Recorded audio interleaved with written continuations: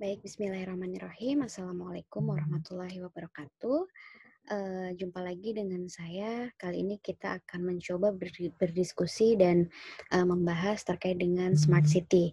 Karena kalau kita bicara perkotaan, kita bicara konsep dari sebuah kota, itu tidak dipungkiri bahwa kita harus juga membahas konsep smart city. Karena di beberapa negara, bahkan hampir seluruh negara, baik negara berkembang maupun negara maju, itu eee, semua mencanangkan konsep smart city. Kenapa sih kota atau sebuah perkotaan itu harus dirancang sedemikian rupa menjadi sebuah kota pintar atau kita sebut dengan smart city, seperti itu ya. Nah, kali ini nanti kita akan mencoba mengupas atau mencoba berdiskusi apa sih sebetulnya smart city, kemudian kenapa sih kita perlu smart city, kemudian bagaimana smart city yang ada di Indonesia. Mungkin nanti saya akan contohkan satu kota di Indonesia yang menerapkan smart city.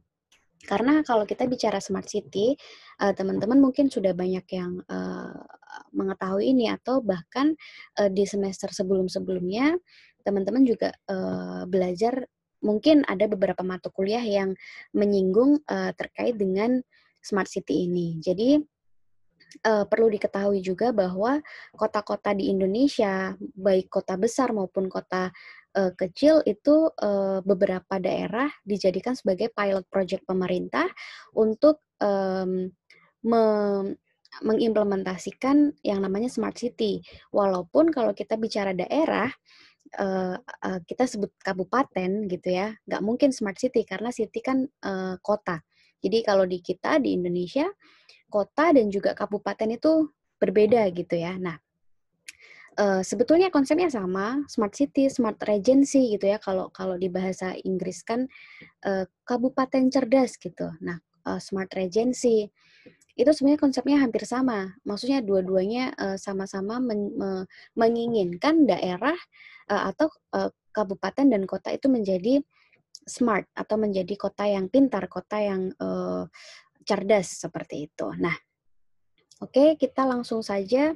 Yang pertama, smart city itu apa sih sebetulnya? Nah, saya akan memfokuskan presentasi kali ini, kita akan mencoba membaginya ke dalam beberapa poin. Pertama adalah kita bicara definisinya, kemudian histori dari sebuah smart city ini itu apa, kemudian kenapa kita butuh smart city, kemudian komponen dari smart city itu apa, parameternya apa, kemudian nanti contohnya seperti apa. Nah, beberapa mahasiswa, mungkin setelah ini teman-teman mendapat ide ya untuk menulis, entah itu menulis artikel untuk tugas atau menulis, apa namanya, ide untuk skripsi, monggo silahkan. Tapi ketika kita bicara smart city ini sangat menarik gitu.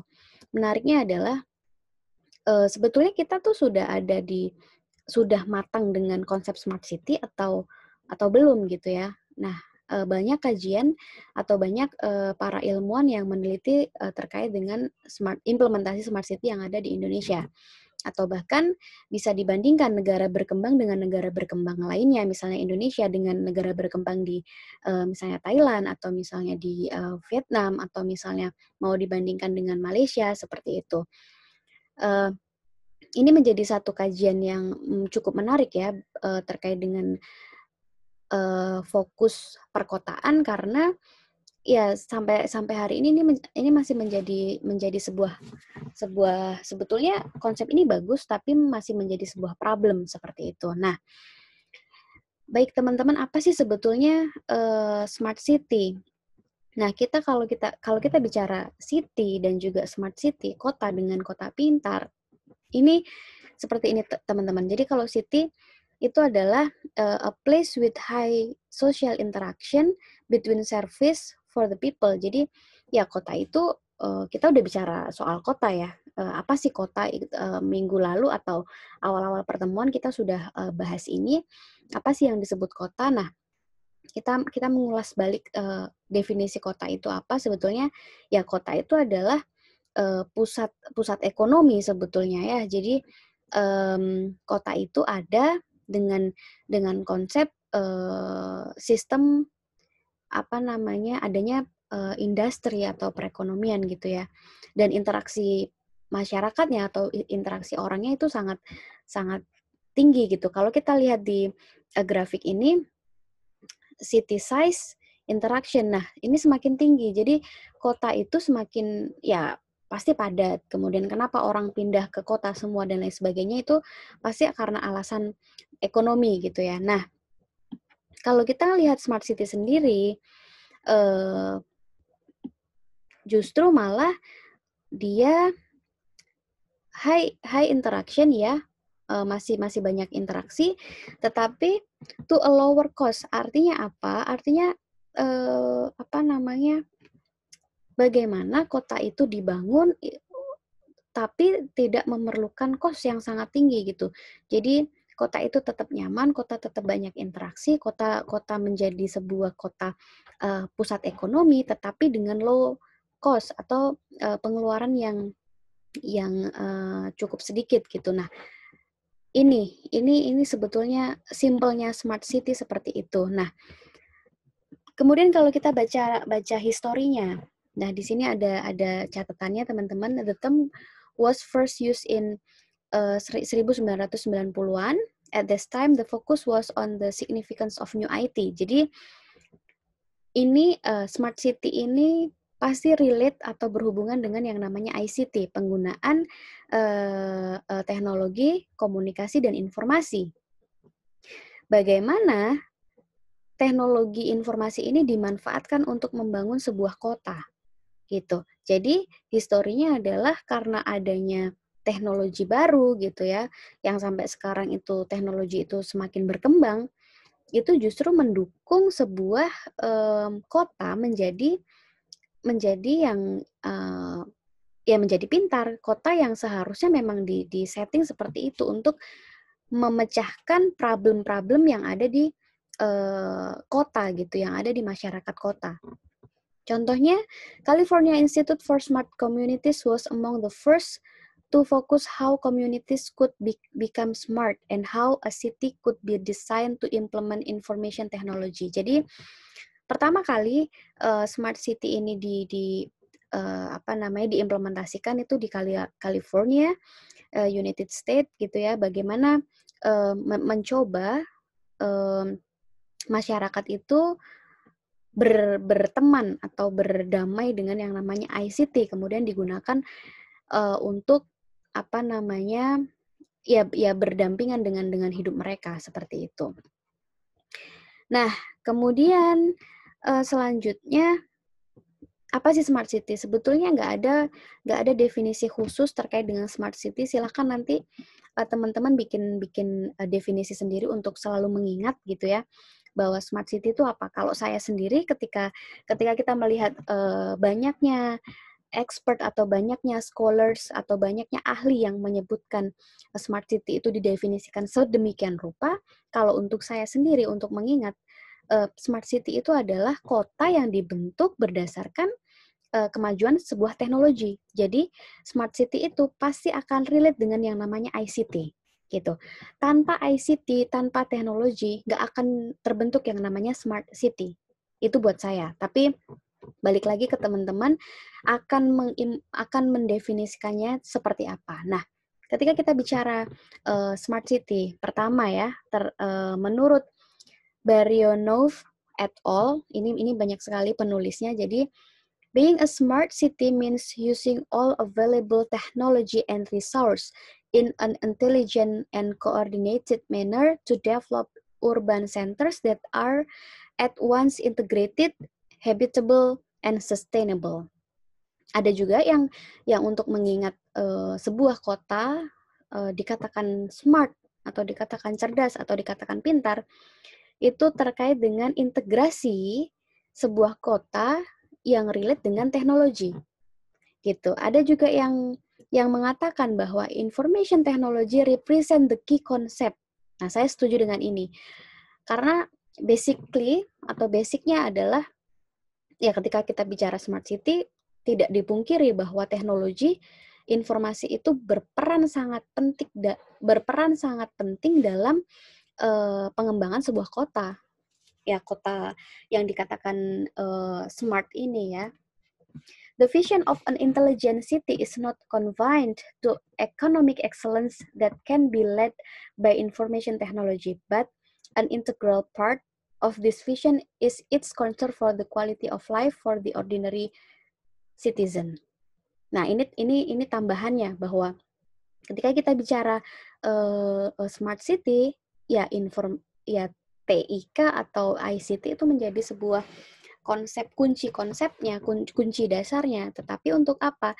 Visi sebuah smart city itu adalah ya untuk memperbaiki quality of life atau kualitas dari masyarakat itu sendiri gitu ya. Nah, kemudian yang terakhir, a smart sustainable city is an innovative city that use information and communication technology. Again ya, ini tiga definisi ini menyebutkan bahwa ya kita butuh ICT, kita butuh teknologi gitu ya. Makanya kalau saya pribadi untuk mengingat sebuah smart city ya keywordnya adalah berhubungan dengan ICT. Apapun definisinya harus dikaitkan dengan ICT. Nah, kalau Anda sendiri seperti apa? Bisa komen atau bisa nanti kita diskusi di my class. Oke, kemudian kenapa sih kita butuh yang namanya smart city gitu ya? Menurut kalian butuh nggak sih sebuah negara itu menerapkan konsep smart city? Kenapa? Kalau yang bilang nggak butuh, kenapa alasannya? Kalau yang bilang butuh, kenapa alasannya? Nah, kita mencoba membahas itu mulai dari histori atau cerita masa lalunya seperti apa. Nah, jadi gini teman-teman. Kenapa kita butuh smart city? Because the history of growing city. Pertama, creation of historic center and district. Nah, ini sebetulnya evolusi sebuah kota itu kan dari yang namanya, kalau di Indonesia kita bicara dari zaman purba, kemudian maju lagi ke zaman yang serba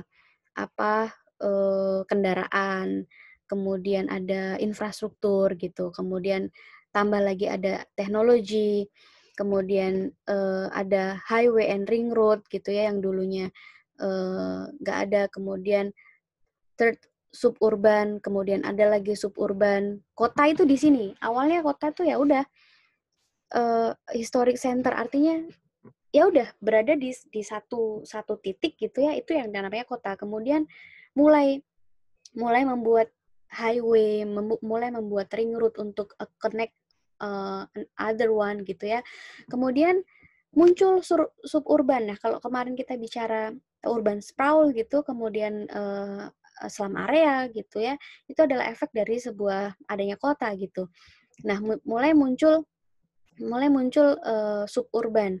Nah, kemudian bagaimana untuk mengkonekkan satu dengan yang lain? Makanya kita perlu yang namanya smart city. Smart city yang dibantu dengan teknologi untuk connect one and others gitu ya.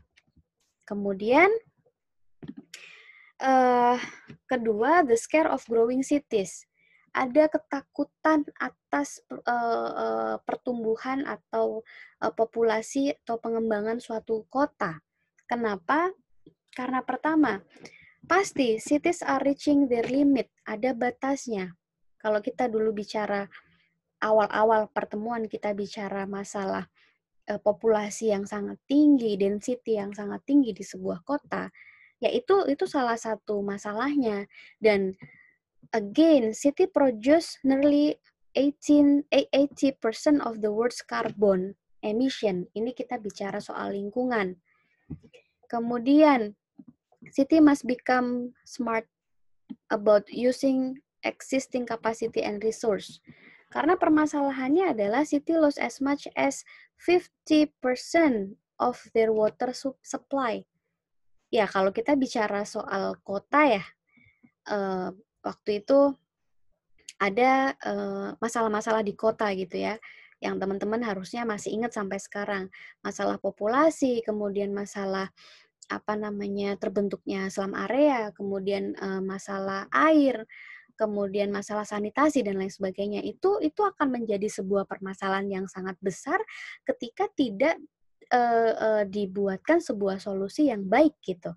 Nah, permasalahan yang lain adalah today there are more than 1 billion cars on the road. That number will double by 2020. Teman-teman bisa identifikasi itu ya. Mulai dari saya punya buku evolusi kota, nanti saya share ke teman-teman.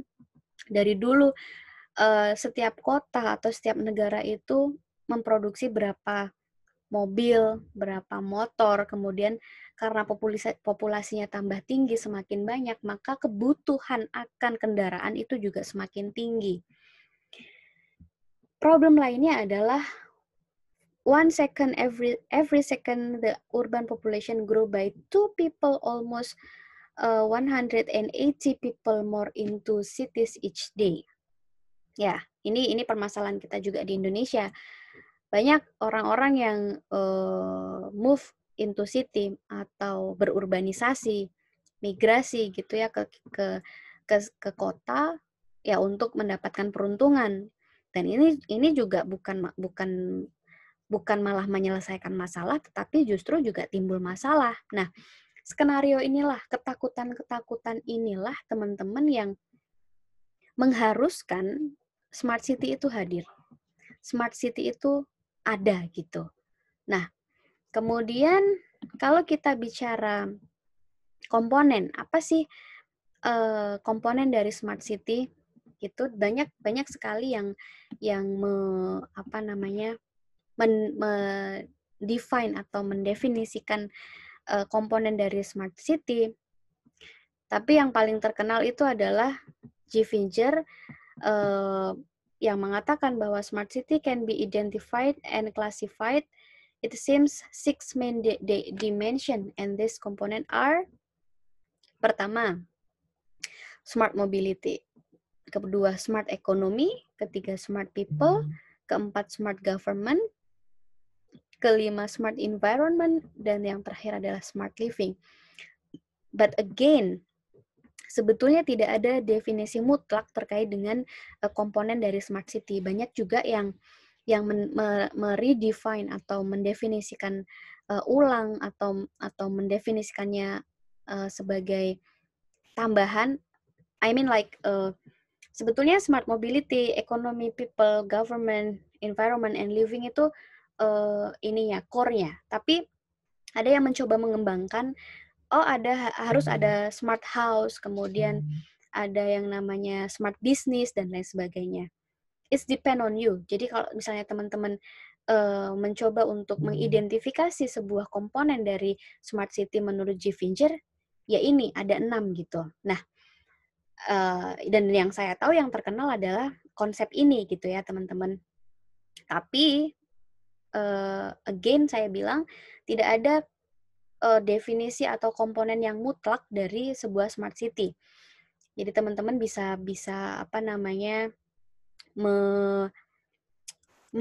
mendefinisikannya mau seperti apa. Tapi core-nya adalah ya ini yang 6 ini gitu. Nah, ya ada juga yang mendefinisikannya sebagai smart macrosome. Apa itu? From the space of a retail store to the comfort of your home, each microcosm forming part of the macrocosm of the smart city. Nah, yang tadi saya bilang, di sini nggak ada smart living.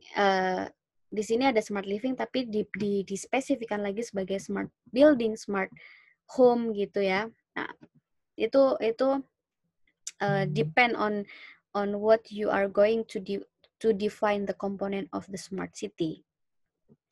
Seperti itu. Nah, ada juga kalau di kita beberapa daerah itu mencoba untuk mendefine sebuah komponen smart city.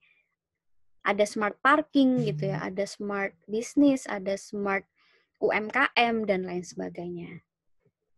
Gitu. Terserah atau tergantung objek apa yang pengen kita teliti atau objek apa yang mau kita lihat gitu. Sebetulnya kalau kita bicara ekonomi itu bisa diidentifikasi atau dispesifikan lagi sebagai mungkin masuk smart UMKM, smart tourism gitu ya.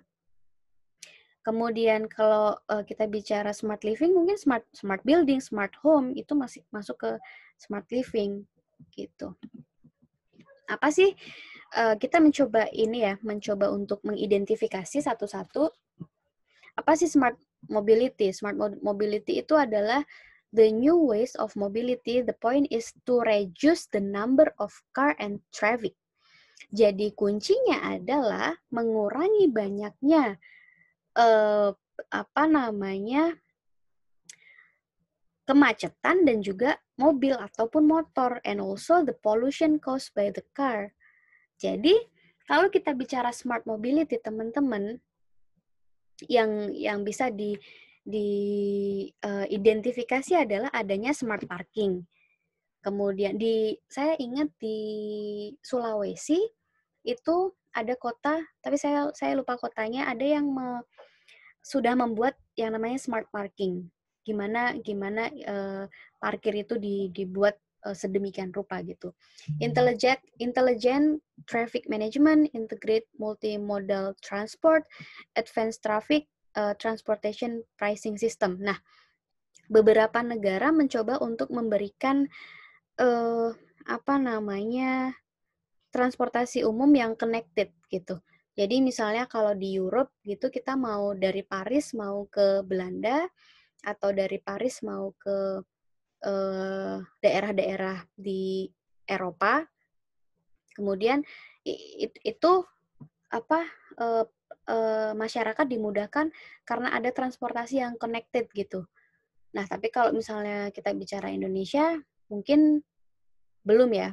Artinya kita mungkin masih harus belajar dan harus masih membangun yang namanya smart mobility. Nah, tujuannya apa? Mobility saving pasti, saving to commuters and saving the city. Pertama, ya pasti, car operating cost save, time delay save, fuel wastage save. Pasti ini ya. Jadi, kalau kita bicara mobil, reduce mobil atau pengurangan kendaraan, ya pasti akan lebih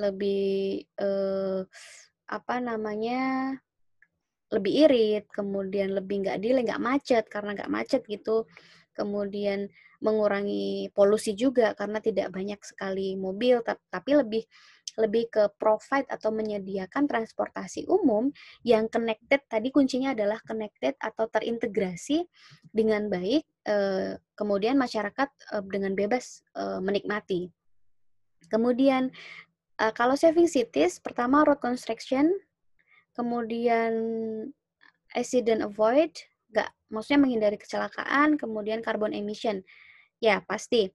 Jadi sebetulnya smart mobility ini dibuat apa namanya ya untuk mengurangi ya kemacetan, kemudian mengurangi polusi atau emisi, kemudian mengurangi kecelakaan karena kita basicnya adalah kuncinya smart mobility ini adalah di public atau di public transportation. Kalau kita lihat di Indonesia mana yang sudah punya smart mobility? Teman-teman silahkan identifikasi itu ya. Nah, kemudian ini contohnya sebenarnya saya banyak contoh nanti di Sustainable City, nanti saya akan jelaskan lagi di situ bagaimana kota-kota di Eropa itu mencoba untuk mengimplementasikan yang namanya smart city. Untuk apa? Untuk sustainability city, jadi kota yang berkelanjutan. Nah, ini contohnya di Spain, tested a network of acoustic sensors capable of managing traffic congestion.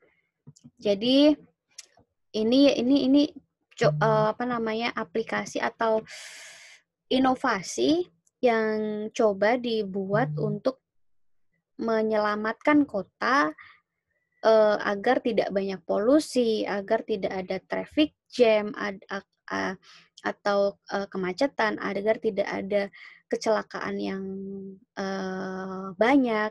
Nah, ini apa namanya? Mereka mencoba untuk mengembangkan atau membuat conjunction control system. Oke, kemudian komponen yang lainnya, smart people. Nah, ini adalah salah satu yang saya riset juga terkait dengan smart people. Apa sih sebetulnya konteks dari smart people itu? Jadi tesis saya, karena saya memang mau atau mengambil kepakaran di bidang ICT, terutama IGAF dan juga Smart City, saya mencoba mendalami terkait dengan major ini ya. Jadi apa sih sebetulnya yang disebut dengan smart people gitu? Adanya smart life choice, ada level of qualification. Sebetulnya level of qualification ini kalau dipecah banyak lagi teman-teman. Sustainable resource management, participation in public life. Nah, ini 4 dari banyak indikator yang mana smart people ini didefinisikan. Jadi ketika kota atau ketika manusia dikatakan smart, itu indikatornya apa? Nah, ini adalah salah 4-nya yang disebutkan. Sebetulnya banyak komponen yang disebutkan oleh G. Finger dan juga yang lain, bahwa ketika kita mau bicara, oke, kota ini mempunyai smart people, apa indikatornya? Itu banyak sekali. Nah, kebetulan penelitian saya ada di Sleman, dan ya karena kita negara berkembang, kemudian Sleman itu adalah salah satu pilot project-nya pemerintah untuk melaksanakan smart city.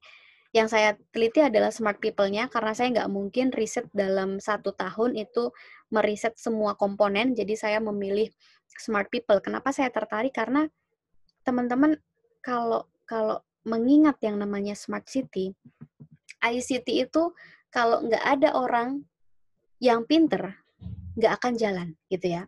Jadi orang itu dikatakan smart atau orang itu dikatakan sudah pintar dalam hal smart city, itu tergantung kota, maksudnya kota itu dikatakan smart, itu juga bergantung dengan orangnya gitu. Percuma banyak infrastruktur atau infrastrukturnya sudah levelnya high atau bagus, kemudian ekonominya bagus, tapi kalau tidak didukung dengan orangnya yang smart juga, itu akan sangat tidak seimbang gitu. Makanya saya tertarik untuk meneliti smart people. Nah, kemudian yang kedua, smart living.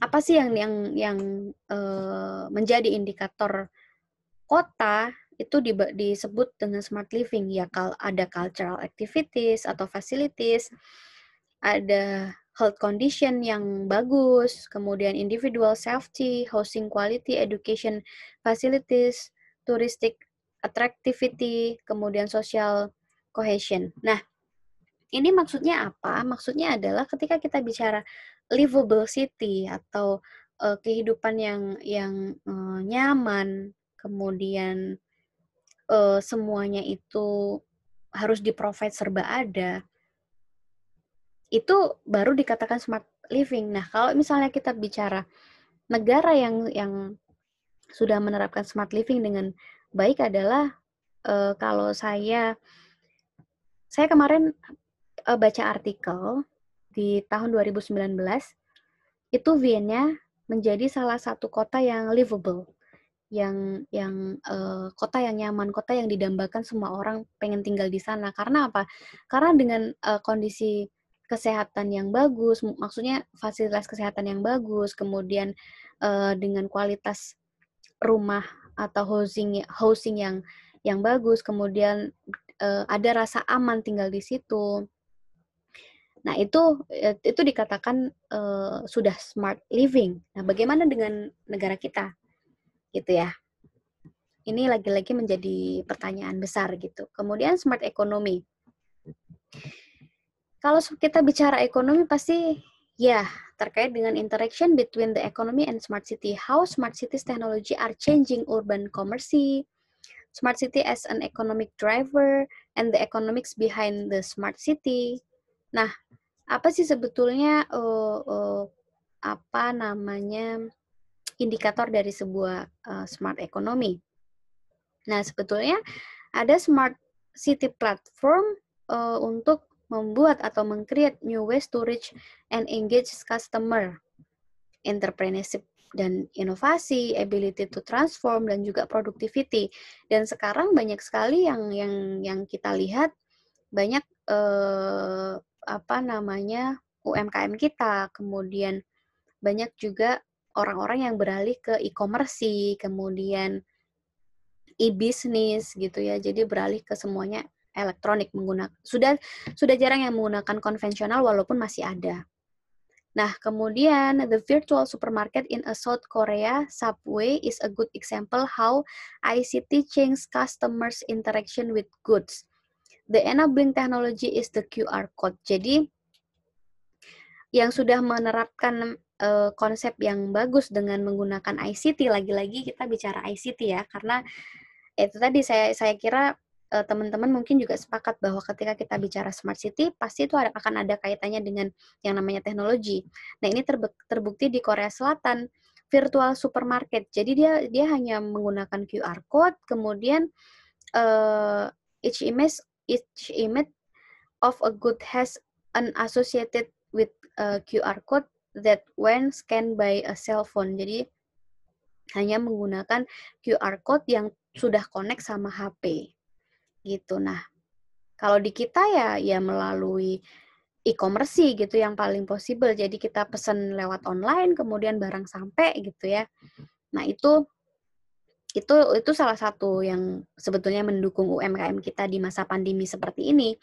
Jadi mau nggak mau UMKM yang dulunya apa namanya mengandalkan ekspor dan juga impor secara konvensional sekarang harus mau belajar, mau menggunakan yang namanya e-commerce atau aplikasi-aplikasi online yang itu mendukung produktivitas dia gitu. Karena nggak mungkin di masa pandemi kayak gini orang akan lebih banyak bertemu kan, nggak juga, orang malah justru cenderung meminimalisir untuk bertemu. Nah, itu agar ekonomi masyarakat kita stabil atau mungkin tidak terlalu menurun, itu bisa digunakan gitu, salah satunya. Nah, tapi kenyataannya yang menggunakan e-commerce di UMKM kita bukan perusahaan-perusahaan swasta ya, tapi lebih ke penekanan UMKM karena basicnya kalau kita bicara government, bicara pemerintahan ya usahanya pengembangan UMKM gitu ya. Nah, itu masih sedikit gitu. Karena apa? Karena mereka cenderung sudah menikmati apa namanya konsep yang lama gitu. Walaupun ada pelatihan, kemudian walaupun pemerintah sudah mencoba untuk memberikan sosialisasi, kemudian pelatihan-pelatihan, tapi kalau tidak mendesak untuk dilakukan, mereka mungkin akan susah gitu, mungkin akan tidak mau. Tapi lagi kondisi pandemi ini ya mengharuskan mereka harus menerapkan yang namanya e-commerce gitu. Kemudian smart environment, digital management infrastructure, ini ada indikatornya, sensor network, digital water and waste management, attractivity of natural, pollution and environment. Ya, semua ini berkaitan dengan yang namanya lingkungan. Misal tadi smart mobility dan juga smart living sebetulnya juga akan berdampak sama yang namanya lingkungan. Bagaimana bisa mengurangi emisi polusi, kemudian bagaimana apa namanya mengurangi efek rumah kaca dan lain sebagainya. Kemudian kalau smart government ya kita tahu bagaimana pemerintah itu menggunakan ICT untuk keperluan pelayanan publik gitu ya.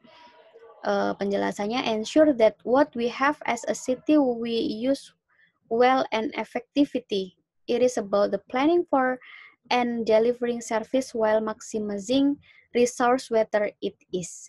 ya indikatornya ada education, management solution, public and social service, political strategies and perspective. Nah, kalau kita bicara smart governance, sebetulnya banyak sekali ilmuwan-ilmuwan Indonesia, akademisi di Indonesia itu sudah meriset atau membuat penelitian soal smart governance. Jadi ya indikator paling gampang adalah pemerintah sudah menggunakan elektronik, e-planning, kemudian e-service dan lain sebagainya untuk pelayanan publik.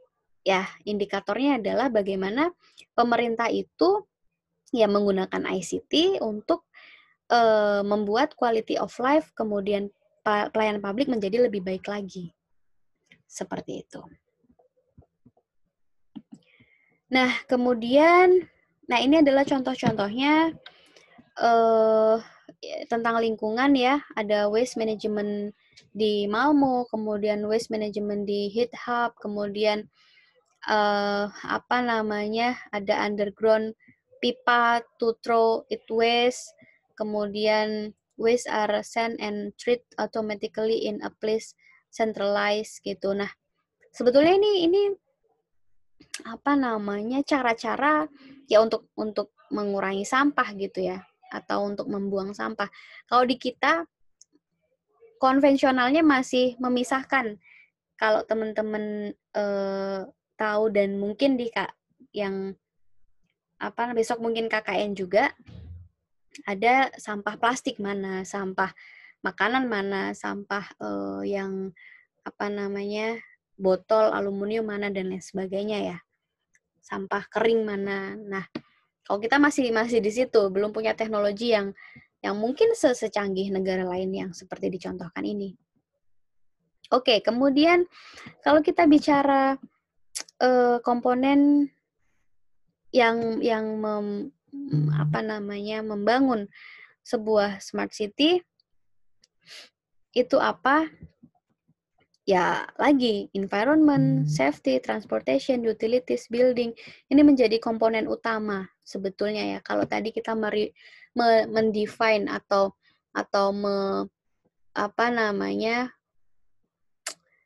melihat apa sih indikator smart city, tadi ada 6, kemudian apa sih measurement-nya atau penilaiannya. Jadi platformnya ya lingkungan, keamanan, ada transportasi, penggunaan, dan juga gedung. Gedungnya yang apa? Tentunya building itu artinya ya infrastruktur yang memadai gitu, yang menghubungkan atau yang memanfaatkan sebuah teknologi informasi. Oke, ya ini ya, being connected allow the citizen and business. Jadi gimana caranya gedung atau kota-kota itu dijadikan smart, connected atau menghubungkan satu dengan yang lain. Nah, to summarize, ya banyak banyak yang sebetulnya bisa dikembangkan oleh sebuah kota, bagaimana smart city itu dibangun, mulai dari air pollution, forest fire detection, dan lain sebagainya. Ini banyak sekali, water quality, waste management, dan lain sebagainya. Bagaimana satu kota itu dibentuk, intinya memiliki 6 indikator yang namanya smart city. Jadi harus ada smart living, harus ada smart environment, harus ada smart people-nya, harus ada smart ekonomi, dan lain sebagainya. Oke. Kemudian ya ini ada the most smart cities in the world. Jadi kalau kita ngelihat rankingnya di sebelah kanan saya, human capital, London, Boston, dan Washington. Kemudian social cohesion, Helsinki. Nah, Helsinki itu sebetulnya kota yang saya baca juga menghadapi pandemi itu dengan memanfaatkan smart city. Jadi ini menarik juga untuk dibahas atau untuk menjadi sebuah topik ya kalau teman-teman tertarik. Bagaimana sebuah negara itu memanfaatkan smart city untuk menghadapi atau menyelesaikan permasalahan pandemi ini. harusnya ya kan kalau kita bicara city hari ini kemudian dikatakan smart city, salah satu fungsi smart city itu adalah menyelesaikan sebuah problem di sebuah kota ya. Jadi ini kan problem pandemik atau COVID-19 ini kan problem. Bisa nggak sih sebuah negara atau sebuah kota itu menyelesaikan sebuah permasalahan COVID-19 itu dengan smart city yang mereka punya gitu. Kemudian ekonomi, manajemen dan lain sebagainya nanti teman-teman bisa cek sendiri atau baca ya di slide ini. Kemudian nah ini adalah contoh-contoh yang berhasil menerapkan smart city dengan master plan-nya. Sebetulnya di Indonesia juga punya master plan smart city ya. Jadi dari 2000 misalnya dari 2004 kemudian 2005, 6, 7 mereka pasti punya master plan apa-apa yang akan dikerjakan untuk mencapai sebuah smart city. Sama juga dengan daerah-daerah yang menjadi pilot project dari pemerintah pusat, apa saja yang menjadi prioritas untuk mewujudkan smart city itu. Ini contohnya kalau di Songdo sendiri di South Korea, parameternya itu apa aja sih? Smart transportation, smart energy, smart building, dan smart wastewater management. Nah, kalau kita bicara 3 ini, tadi saya katakan ya bahwa tidak ada definisi smart itu harus 6 itu, tapi bisa dipecah lagi. Smart transportation ini sebetulnya mengarah atau lebih spesifik ke smart mobility. Smart energy, smart building ini ke smart living. Smart wastewater management ini ke smart environment. Gitu. Jadi mereka ada 3 parameter yang ingin dicapai, kemudian menjadikan kota itu menjadi smart gitu ya. Walaupun kalau kita bicara hal lain, ya smart ekonomi, smart people dan lain sebagainya, step by step yang mereka lakukan, nggak bisa secara langsung satu sekaligus gitu. Oke, nah ini smart home. Bagaimana rumah itu sebetulnya dikonsep dengan sedemikian rupa agar nyaman, agar tidak menggunakan electricity-nya itu tidak berlebihan dan lain sebagainya. Oke. Saya kira ini nanti bisa dipelajari sendiri karena ini basicnya untuk smart living teman-teman ya. Jadi kenapa ada smart home, kemudian apa benefitnya, sama dengan smart transportation tadi. Kenapa harus ada smart transportation, tujuannya apa, benefitnya apa, dan lain sebagainya, nanti bisa kita diskusikan bareng-bareng. Nah, terakhir, ini in general ya, city become a better and healthier place to live, where business can prosper, citizens are happy, and there is a sustainable economy. Jadi semuanya ke-cover. Dari kesehatan, dari ekonomi, dari kebahagiaan, dan lain sebagainya. Oke, itu satu penjelasan smart city secara general. Saya akan memberikan penjelasan lagi lebih ke ke Indonesia. Saya akan memberikan satu contoh daerah atau kota yang sudah menerapkan yang namanya smart city dan bagaimana konsepnya. Jadi sebentar.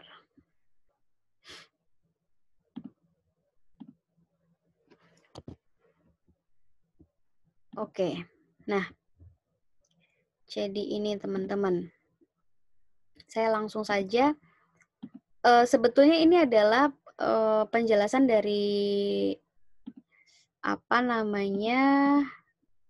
PIC dari pemerintah terkait dengan konsep smart city sendiri. Nah, ini saya nggak usah bahas lagi ya bahwa ya kita punya masalah terkait dengan populasi. Again, masalah kota itu pasti salah satunya terkait dengan masalah density atau penduduk atau populasi. Oke, ini saya skip karena kita udah bahas yang namanya urbanisasi. Kemudian saya ingin mencoba mengajak teman-teman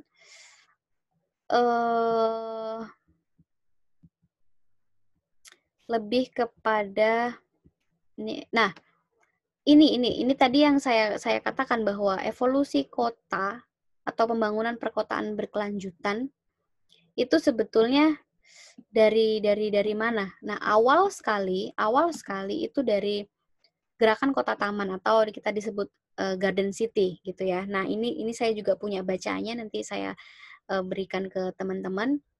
Nah, ini menekankan keseimbangan antara kawasan hunian, industri, dan ruang-ruang terbuka di perkotaan yang dibatasi wilayahnya oleh adanya sabuk hijau atau green belts. Nah, artinya adalah bagaimana kota itu dibuat sedemikian rupa, tetapi masih ada konsep garden atau konsep taman di situ. Kemudian beralih lagi di tahun 1925 ada kota atau teori konsentris, artinya adalah membuat sebuah sentral bisnis di pusat kota, letaknya tepat di tengah-tengah kota dan merupakan pusat kehidupan sosial, ekonomi, budaya, dan politik, serta merupakan zona dengan akses stabilitas tertinggi dalam sebuah kota. Jadi kalau ini konsepnya, ya dinamakan kota ya cuman satu, ada di tengah-tengah gitu. Kalau misalnya mau kita bicara kota, letaknya di agak pinggiran itu bukan kota. Kota ya ada di tengah-tengah gitu, tepat di tengah kota. Dengan kesibukan yang sedemikian rupa, kita sebut itu dengan metropolitan, pusat bisnis dan lain sebagainya. Kemudian kita bicara pembangunan berkelanjutan atau sustainable development yang sebut sekarang SDGs, dulu MDGs ya. Mendorong keseimbangan dalam penyelenggaraan pembangunan, terutama aspek ekonomi, sosial, budaya, dan lingkungan hidup. Nah, itu adalah sebetulnya dulu MDGs, kemudian sekarang tetap ada goal ini, tetap ada konsep ini yang namanya SDGs gitu. Kemudian konsep penataan ruang kota dan wilayah yang terpadu. Nah, ini awal di 1980 mendorong penyediaan ruang-ruang terbuka yang memadai dan keseimbangan ruang bagi hunian dan aktivitas bekerja, termasuk pelestarian kota-kota lama dan pembangunan kembali kawasan-kawasan pergudangan tua atau brownfield. Nah, ini juga saya punya bacaan juga soal brownfield.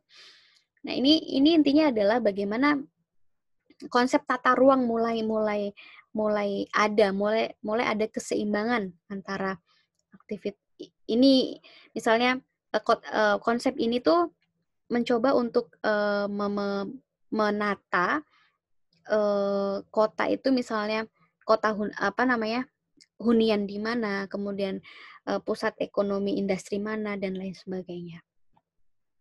Transit Oriented Development atau TOD ini ada di 1990, zona campuran antara hunian dan komersial atau ekonomi ya, dengan kemudahan akses pejalan kaki terhadap angkutan dan dikembangkan di lokasi-lokasi sepanjang jalur-jalur kereta api, metro, tram atau busway dan lain sebagainya. Nah, ini juga mulai dikembangkan juga sampai sekarang itu masih ada, bagaimana membuat atau membangun sebuah lokasi untuk pejalan kaki gitu, sidewalk gitu ya. Ini saya juga nanti akan bahas terkait dengan sidewalk. Kemudian kota eco-town atau green city, kota ramah lingkungan, zero carbon, zero neutral, melalui penggunaan energi yang efisien. Nah, ini mulai konsep smart mobility tadi. Artinya konsep ini itu dibangun sedemikian rupa untuk mengurangi karbon dan juga polusi dan lain sebagainya. Ini juga masuk ke smart environment karena mencoba untuk penggunaan energi yang lebih efisien lagi, kemudian mencoba untuk bagaimana mengelola limbah dengan baik. Oke, kita bicara, saya skip aja kota hijau, green city, nanti silahkan dibaca sendiri, saya nanti provide PPT-nya ya. Karena kita akan fokus ke yang namanya smart city. Oke, nih, kota pintar smart city. Ini saya tadi sudah mencoba untuk mendefinisikan atau menjelaskan terkait dengan smart city itu sendiri. Saya skip. Kemudian, nah, ini yang saya tadi katakan bahwa ada penerapan kota smart city di mana di Jakarta. Sebetulnya ada dua yang dicanangkan di Jakarta, kota berketahanan atau resilient city dan juga smart city. Oke, bagaimana resilient city? Nah, sebuah kota yang mempunyai kapasitas individu, komunitas, institusi, pelaku bisnis, dan sistem di dalamnya untuk bertahan, beradaptasi, dan bertumbuh terhadap berbagai bentuk tekanan kronis dan guncangan akut. Nah, nanti saya akan jelaskan di slide selanjutnya. Nah, kota berketahanan atau resilient city itu adalah menggambarkan kemampuan sebuah kota untuk bertahan, untuk beradaptasi, dan tumbuh terhadap tantangan kritis pada waktu yang tepat dan efisien. Artinya adalah, kenapa Jakarta disebut resilient city? Karena banyak sekali problem yang di Jakarta, tapi bagaimana Jakarta itu bisa bertahan dengan kondisi-kondisi tersebut, dengan kondisi-kondisi yang sebetulnya mungkin tidak menguntungkan, seperti itu ya. Nah, apa saja sih sebetulnya tantangan atau krisis? Pertama adalah shock dan acute. Artinya, peristiwa besar dan terjadi dengan tiba-tiba, misalnya bencana alam, terorisme, penyakit, dan lain sebagainya. Kemudian yang kedua, permasalahan akut yang berulang-ulang, penurunan tanah, banjir tahunan, krisis air bersih, polusi. Ini yang sebetulnya terjadi di Jakarta ya. Kenapa Jakarta harus bisa menjadi kota yang resilient atau kota yang berketahanan? Karena sejatinya, ya, mungkin yang acute itu yang menjadi persoalan tahunan atau persoalan setiap hari, makanan sehari-hari gitu.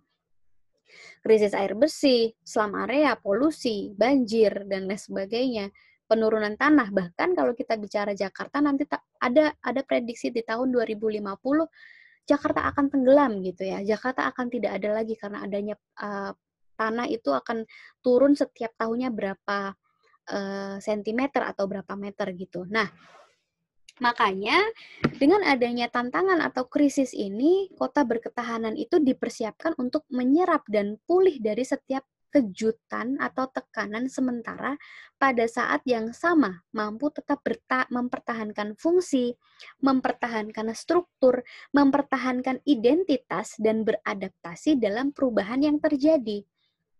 Jadi kalau misalnya Jakarta masih bisa bertahan dengan kondisi-kondisi ini dan didesain menjadi kota yang berketahanan atau resilient city, maka Jakarta berhak mendapatkan julukan resilient city. Kenapa? Karena Jakarta mampu bertahan sedemikian rupa dan tetap mempertahankan fungsinya, struktur, identitas, dan beradaptasi di dalam sebuah perubahan yang terjadi. Kita bisa lihat ya, mungkin ada indikator lain atau ada parameter lain untuk mengukur resiliency ini gitu.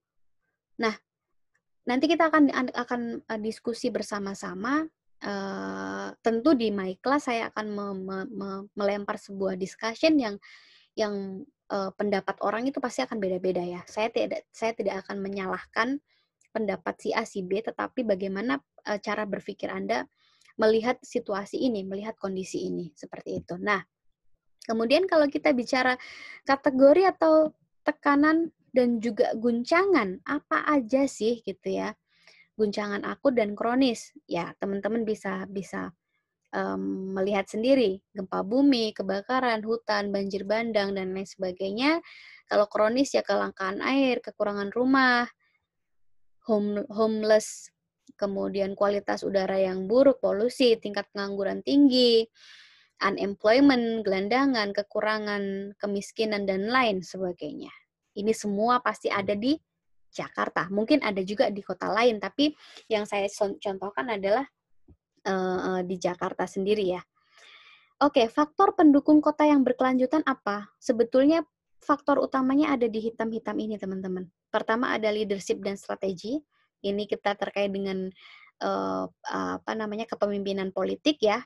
Jadi bagaimana sebetulnya tantangan seorang wali kota atau bupati di sebuah kota yang notabene kota besar seperti Jakarta itu adalah bagaimana dia memiliki sebuah strategi untuk menyelamatkan kota dengan segudang permasalahannya. Kemudian yang kedua, health dan well-being, ya pasti. Kemudian ekonomi dan society, infrastructure dan juga ekonomi. Nah, dari 4 indikator ini dipecah lagi teman-teman menjadi yang biru ini. Nanti silahkan dibaca sendiri karena ini banyak sekali. Oke, kita masuk ke kota pintar atau smart city. Bagaimana Jakarta Smart City itu dibangun atau diciptakan gitu? Oh, ternyata smart environment, smart governance, smart living, economy, mobility, people.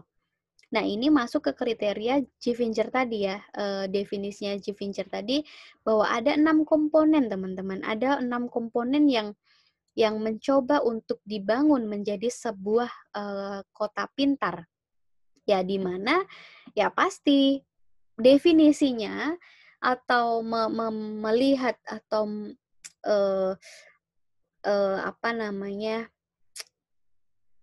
mendefinisikan sebuah smart governance itu apa, smart economy itu apa, harus melihat kondisi atau keadaan sebuah negara ya, atau kota.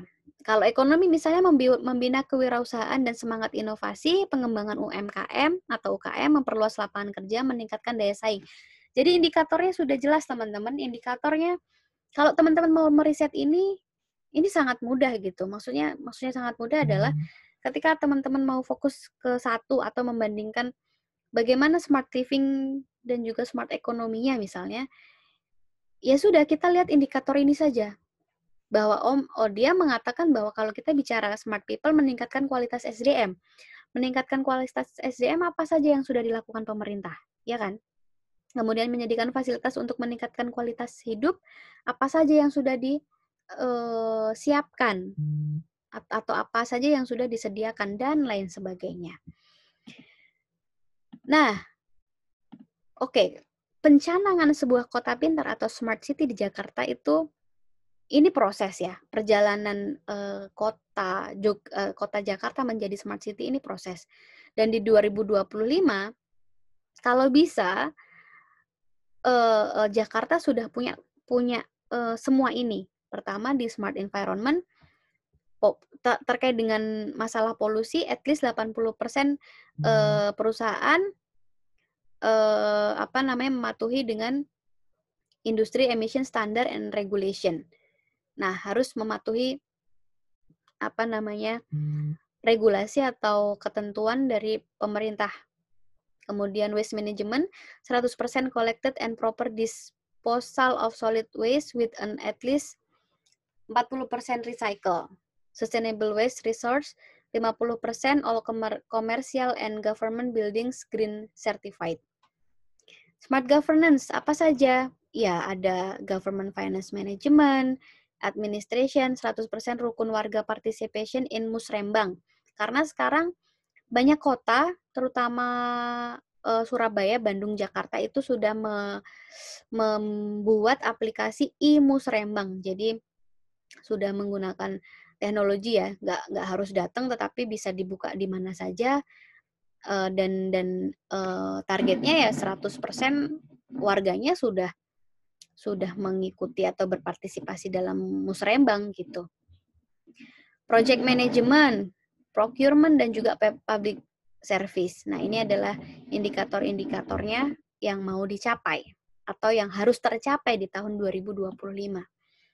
Smart living, ada liquid waste and sewerage, human waste, electricity, water supply, flood prevention, housing, citizen safety. Nah, kalau kita bicara smart living dan juga smart environment tadi ya, tantangan terbesar dari Jakarta sebetulnya adalah ketika kita bicara banjir.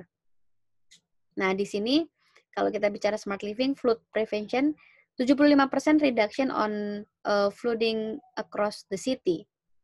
Ya, kita lihat nanti. Kemudian smart mobility, adanya public transportation, saya kira karena ada waktu itu SEA Games ya di Indonesia, kemudian Jakarta jadi tuan rumah, saya kira pembangunan public transportation-nya sudah cukup sangat bagus gitu kalau dilihat dari zaman dulu sebelum SEA Games dan setelah adanya SEA Games. Kemudian parking management, nah ini sebetulnya udah banyak sekali daerah-daerah yang sudah melaksanakan atau mengimplementasikan parkir manajemen dengan smart dalam tanda kutip e-parking misalnya. Kemudian ICT for traffic management 30% reduction in traffic congestion. Nah, mungkin saja tadi yang saya contohkan di Swedia ya bisa dicontoh oleh Jakarta gitu, bagaimana mereduce atau mengurangi yang namanya kemacetan. Nah, ya lagi ICT for traffic management. Ya kebutuhan ICT untuk smart city ya memang sangat diperlukan gitu. Mustahil kalau tidak ada yang namanya teknologi yang membantu. Kemudian smart economy, labor market, kemudian poverty management, zero poverty, but I don't think so kalau zero poverty ya. Tapi nggak tahu. Kita lihat nanti di tahun 2025 apakah kemiskinannya ya yang disebutkan oleh pemerintah ini zero poverty. Tourism 100% increase in tourist visit. Nah, yang menarik adalah kota-kota sebagai tujuan pariwisata itu sudah melakukan atau mengimplementasikan yang namanya smart tourism. Mereka mencoba memberikan aplikasi-aplikasi untuk kemudahan para wisatawan. Nah, itu saya akui juga ide atau pemikiran yang sangat bagus untuk attract people untuk datang ke destinasi atau daerah-daerah wisatawan.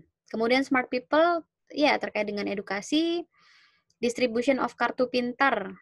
Nah, ini saya nggak tahu apakah ini akan berhasil, tapi kita lihat saja, semoga berhasil ya. Health 100% access to basic healthcare through better implementation of kartu sehat. Kemudian participation in communities, family planning. Nah, kalau sekarang kita lihat layanan hari ini gimana?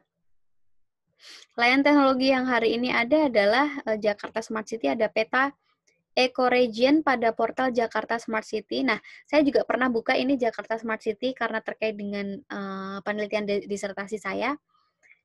Ya, sebetulnya Jakarta itu satu langkah lebih maju daripada daerah lain ya untuk implementasi Smart City. Kalau kita lihat Bandung, Surabaya, saingannya gitu ya, dalam implementasi Smart City, kalau kita lihat di aplikasinya, saya kira ya agak unggul gitu, Jakarta ini. Kemudian ya mereka sudah punya website, nanti buka saja Jakarta Smart City, apa saja di dalamnya. Kemudian apa saja yang ada di menu-menunya. Nah, itu mereka mencoba provide untuk kita, untuk pengunjung websitenya. Jadi ya kalau kita bicara smart city ya harusnya ada kemudahan-kemudahan yang bisa kita dapat ya dari si pengunjung. Nah, nanti kita bisa lihat di situ. Tapi ada beberapa layanan yang memang harus dibukanya misalnya menggunakan login KTP, harus harus register dulu dan lain sebagainya. Nah, itu mungkin untuk safety account ya. Jadi tidak sembarangan orang bisa mengakses itu. Jadi harus dipahami itu. Bahwa ketika kita bicara terbuka, ya maksudnya untuk dokumen yang apa saja yang memang perlu safety atau memang khusus security atau keamanan tertentu, yaitu diperlukan gitu. Oke, kemudian rencana zonasi Jakarta secara detail dapat diakses, ya betul. apa, pemerintah sebetulnya sudah memprovide apa, informasi-informasi terkait dengan Jakarta Smart City di portal ini. Kemudian nah ini yang dicanangkan, sistem transportasi MRT sekarang sudah ada, tapi mungkin akan diperbanyak lagi, jarak tempuh atau maksudnya di lingkup Jakarta untuk me apa namanya, reach all people gitu. Jadi untuk kemudahan bersama. Kemudian analisis preventif dan prediktif, reservasi online untuk rumah sakit, ini saya kira juga sudah ada. City surveillance system, keamanan, kemudian Jakarta One Card. Saya nggak tahu ini apakah sudah diimplementasikan atau belum karena ya mungkin nanti kita bisa lihat sama-sama ya karena saya belum cek juga. Peningkatan layanan transportasi publik, startup incubation, sistem smart penerangan jalan, citizen relationship management. Oke, mungkin itu ya teman-teman,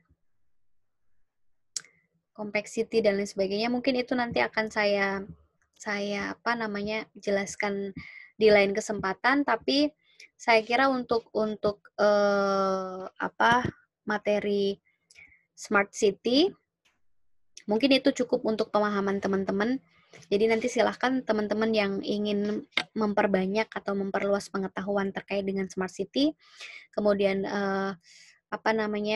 tertarik untuk membahas tentang smart city, feel free to contact me atau kita bisa belajar bareng gitu. Artinya kita bisa sharing ilmu, sharing pendapat, sharing masukan-masukan atau pengetahuan terkait dengan bahasan ini gitu ya. Tapi saya kira apa yang saya sampaikan mudah-mudahan bisa untuk menjembatani atau memberikan pengetahuan ke teman-teman dan ya saya kira terkait dengan konsep smart city ini mudah-mudahan ini memberikan kemanfaatan bagi teman-teman. Nanti kalau misalnya ada pertanyaan, kemudian ada diskusi, silakan nanti bisa kontak saya secara personal atau kita bisa diskusi di my class atau kita bisa diskusi di grup anytime. Please just let me know if you still have any question. Dan mudah-mudahan teman-teman di sana masih diberi kesehatan sama Allah, kemudian masih semangat belajarnya, walaupun online. Saya kira itu saja. Terima kasih sudah menyaksikan video ini, mungkin cukup lama dan mungkin membosankan ya, tapi mudah-mudahan apa yang saya sampaikan bisa bermanfaat, ya sekali lagi bermanfaat dan nyampe di teman-teman semua. Terima kasih, sampai ketemu di pertemuan selanjutnya. Sehat terus, terima kasih. Wassalamualaikum warahmatullahi wabarakatuh.